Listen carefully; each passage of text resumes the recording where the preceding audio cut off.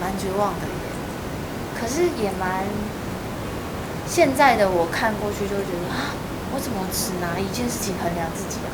我怎么只拿有没有工作来衡量自己？你真的开始求学，然后这个社会的价值观都是，好的学历，好的工作，稳定收入，我就不自觉的照着这条路走。那所以踏进演艺圈这条路是，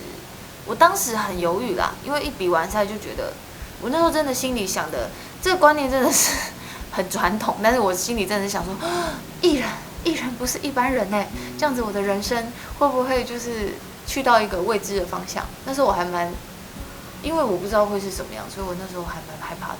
一害怕就犹豫，然后想说要想清楚，所以我跟其他新高二的同学有开始直接发飙什么的历程比较不一样。我就后来，当我想好说，没有，我就是想要在舞台上唱歌这件事情之后，第一个来的工作是演戏，就这样一路到现在。就是有些事情就是你快要失去，你才会懂得珍惜。那时候发了合集嘛，然后我们那时候还蛮多演出机会，但是因为你没有跟任何一家公司签约，那基本上他们也没有那个，就是他们当然也不会帮你继续安排后续工作，所以到后面是随着唱歌的机会越来越少，我才发现说不对，我好像蛮喜欢唱歌的，甚至是那时候可能一个月如果有一场演出，我就是会猛练，拼命练在房间。有一次是练一练，突然我的人生真的第一次对我自己的歌声，我真的有内心有感动的感觉。比赛都没有哦，可是那次就是我可能知道我即将再也没有机会，所以剩下那一次机会我抓紧练习的时候，我突然发现呢，其实我有被我自己的歌声感动。然后就是这件事情让我知道，其实这是我要做的事情。就是每一天睁开眼睛，你都会觉得我的价值在哪里？因为没有工作，然后觉得这真的蛮绝望的耶。可是也蛮，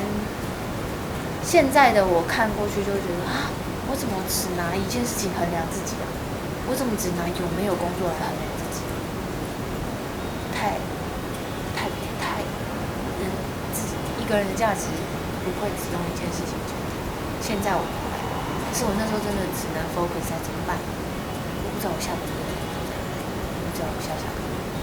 我不知道我什么时候会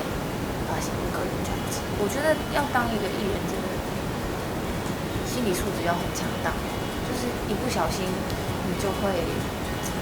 要么就是淹没在别人的生活里面，要么就是淹没在自己对自己的看不到未来的这个负面。我们这样子工作都在认识朋友，可是就我没有去觉得，我今天一忙完就快点，谁还好，因为我就觉得我光是把自己弄好都来不及，想到还要跟另外一个人相处，就觉得好，我们还是慢慢的搜寻。但是觉得艺人不能下载那个优质的交友软体这件事很可惜。我这个公司说我好想下载，你用别的照片就好了。不行，那这样我就要一直说谎啊。那他看到我本人，好了，可能会很开心，但是我还是一个说谎的人。不然我就觉得，那个也蛮好的啊，就是都已经先帮你把你要的选好了，对不对？多有效率。你看我已经到这种地步了。